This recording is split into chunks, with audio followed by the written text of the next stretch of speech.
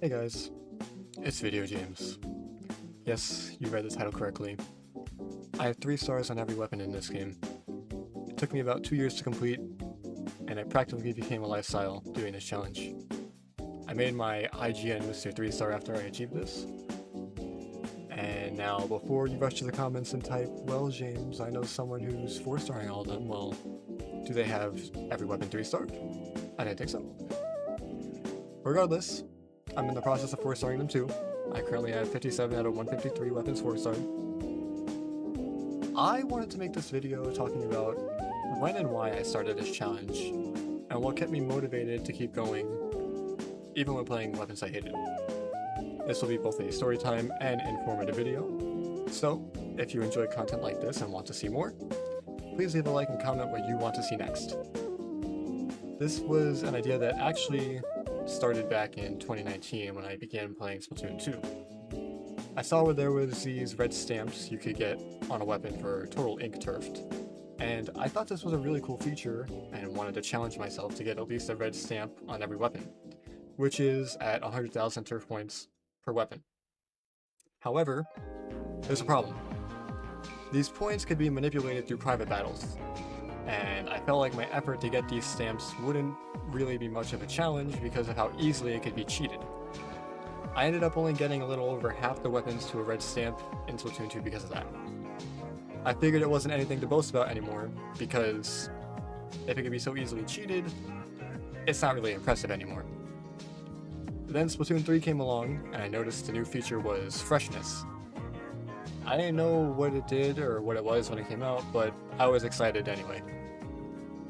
Once I found out that the rewards you got from collecting the stars was just cosmetic, I got demotivated, because I wanted something more. But I figured it's Nintendo, so I might as well just do it for myself, and for bragging rights.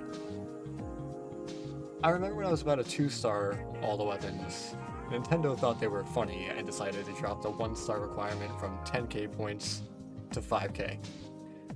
But I wasn't that upset, because the 2-star requirement was still 25k freshness.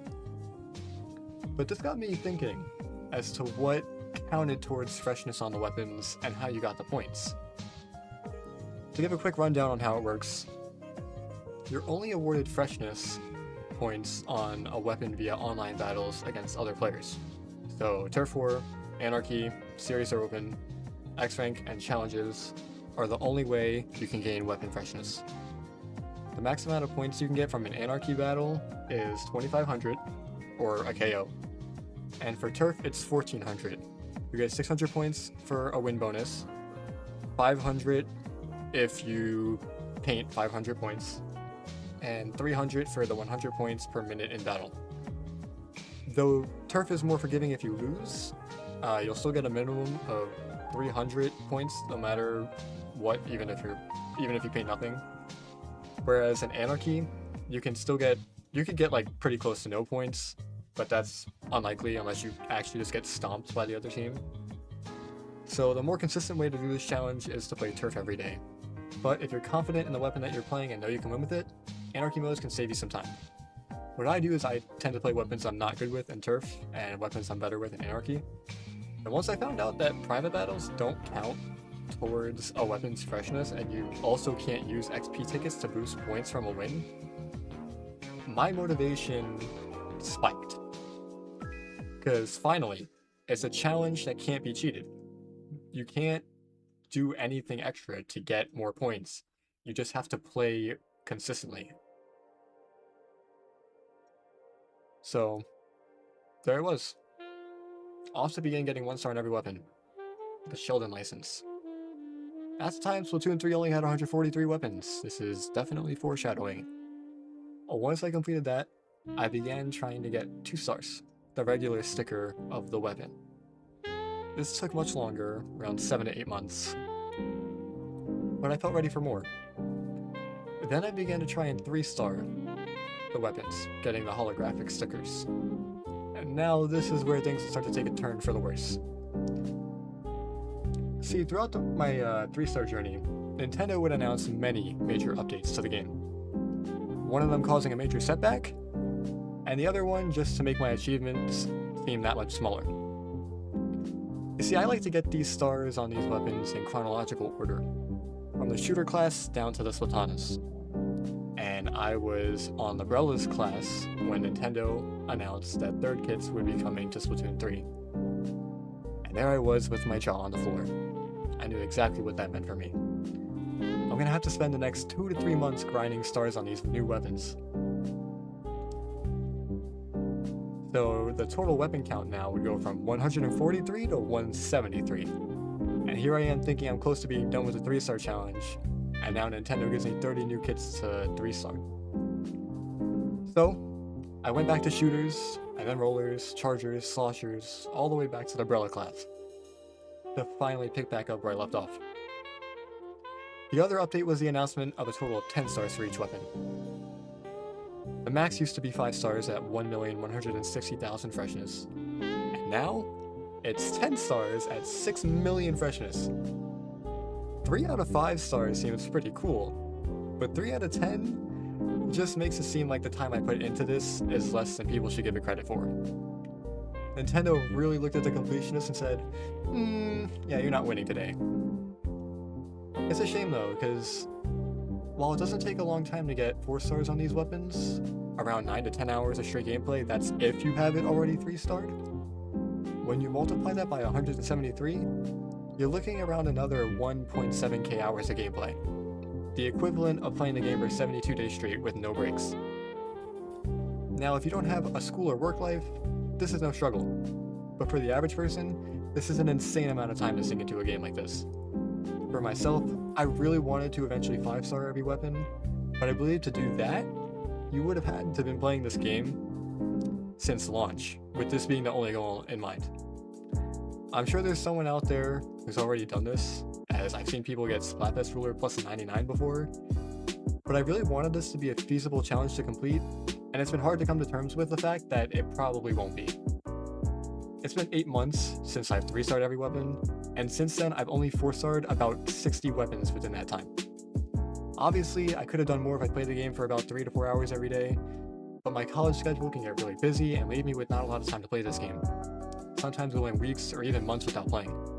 And now you might be thinking, well, it's the summer, James, you have a lot more time to play now. And that's partially true, but the academic scholar in me says that I should be preparing for next semester instead of spending my whole summer rotting away in my room playing this game. Now, I want to talk about what kept me motivated to continue this challenge through the weapons I hated. I remember any time I'd play open with my friends, I'd always complain about what weapon I had to play, and they'd be like, you don't have to play that weapon. But they don't understand the severity of this challenge. I can't simply just play another weapon. I started 3-starring this one, and I can't play another weapon until I finish it. You call it OCD, I call it normal, okay? You don't lift your leg when your pet is lying on top of it, right? You'd be ruining their sleep. I treat this the same way. PBs are the only exception because, as mentioned earlier, weapon freshness doesn't increase in PBs. Anyway, let me give you a specific example of a weapon class I hated playing. Chargers. If you're a charger player, honestly, I have nothing but respect for y'all because I don't know how you guys do it. I just don't feel like I'm able to contribute much to my team when I play that weapon for a number of reasons. 1, being my aim is not consistent at all, and 2, painting is just not a charger's strong suit. So if I can't hit my shots, I also can't help in other aspects, like painting. I pretty much just become a liability. At least with other weapons, you can, cover for another weapon's absence on the map. But with chargers, your role is so, ultra specific that you're practically locked into a few positions on the map, whether defensively or offensively. And for me, that's not the way I like to play this game. I like to be the guy making game-changing plays when the team isn't doing that good, because one good charge from an aggressive weapon can completely flip the game on its head. And I feel like when I play chargers, I don't have that luxury anymore, and if my team goes down, I can't do anything and I'm forced to jump out. And so when I was 3-starring the chargers, I never wanted to quit this game more. Every time I got on Splatoon and played a few games with the charger class, I wanted to do nothing more than throw my Switch out of a window. The only reason I kept going was because I wanted that title. I wanted the bragging rights just to never brag about it. Like, yes, I will have other people brag to their Splatoon friends about me. Oh yeah, I know someone who has 3-star all the weapons, yeah. They call him Mr. 3-star. Okay, I'm kidding, but like, I did want to complete it for myself. I set out the challenge, and mama ain't raised no quitter. That's why even the third kit's being released didn't stop me.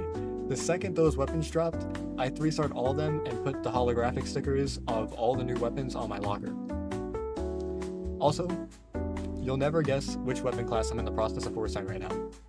Yep. If you remembered, at the start of the video I showed you all the weapons, and the 4-star stopped at the Charges class. It's actually part of the reason I'm making this video right now. I hate playing that weapon so much, I'd rather make a video of me talking about my 3-star journey than complete the 4-star one. I will say though, one thing I wish that was added into this game was a badge for my effort to 3-star every weapon. Honestly, that was my wishful thinking when I saw the release of the Sheldon badge, along with the release of the 30 new weapons and 10-star badges. But the Sheldon badge was just for how many weapons you got to a 4-star. Why can't we take that idea further for players who want to go well beyond 50 weapons 4-starred? And don't tell me it's an unreasonable badge to obtain because we have the level 999 badge for XP and table turf. It's like Nintendo's whole thing with this game to make some of these badges impossibly difficult to achieve.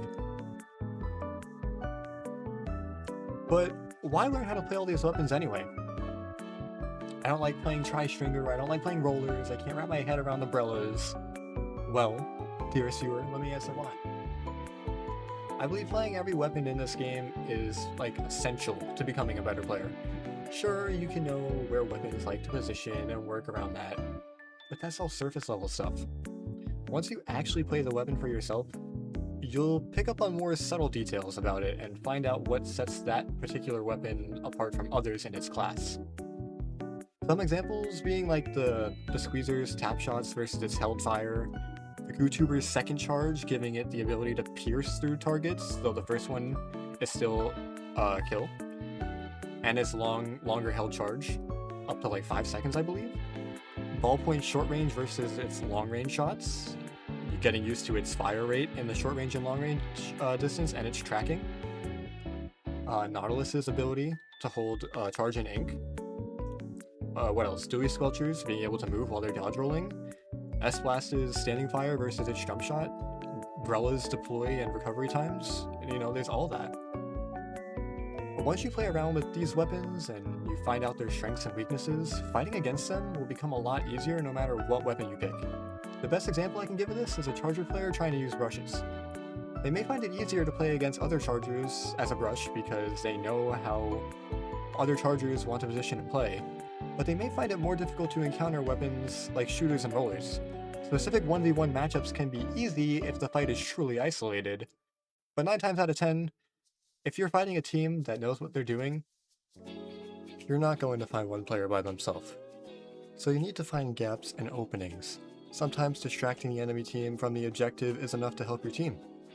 If they're worried about you too much, your teammates can take them out with ease, and if they choose to ignore you, you can punish them for doing so. If you only ever played Chargers and you never touched a brush, everything I just mentioned probably made sense. But it can be easy to overlook if you're caught up with another player on the team or the objective itself. Sometimes I still find myself questioning why I made certain plays knowing what weapons the other team had. Like, why am I dropping the Charger when a roller is still active on the map? I'm so used to playing more aggressive weapons that sometimes I'll push myself into a bad position without realizing until it's too late. The point being, the better you get at weapons that you don't particularly enjoy playing, the better you'll become at fighting against them in any scenario. This was the longest challenge I've ever done since I started playing this game, and in all honesty, it took me way longer than it should have. But it's okay. One day my kids will ask, "Dad, how good was Splatoon 3?" And I'll sit them down and I'll show them this video. The legacy of Mr. 3-star shall live on. In all seriousness, the reason why I made this video was not only to inspire people to play this game more, because it truly is slept on, but also to document my experiences with the game. As my schooling continues past next semester, I can almost certainly guarantee that I won't be spending nearly as much time with this game as I once did in high school. I love this game and everything about it, the competitive scene, the casual scene, the salmon run overfishers. I know it's a shame I won't be able to play this game as much as I'd like to because life is going to take over, but I'd like to think that I will still play this game casually. Maybe not though, I don't know, this game can raise my blood pressure sometimes. Well, at least I didn't have every weapon 5-starred before Nintendo released 10 stars, because I would have actually quit the game right then and there if that were the case. I think I'm fine with 3 stars. Doing this challenge gave me a reason to play this game for so long. Always having something to work on kept me motivated to never give up. And because of this challenge and game, I met so many awesome people along the way. Maybe I've already met some of you watching this video, whether it was through Battle, Salmon Run, maybe even Twitch.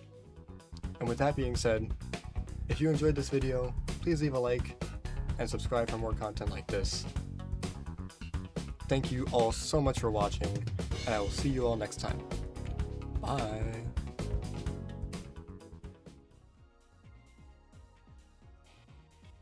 Oh my god, I did it. It's over, dude. Oh my god. The pain, the suffering, bro, it's all over. Over. It's done. It's done. I'm done. I'm ending stream.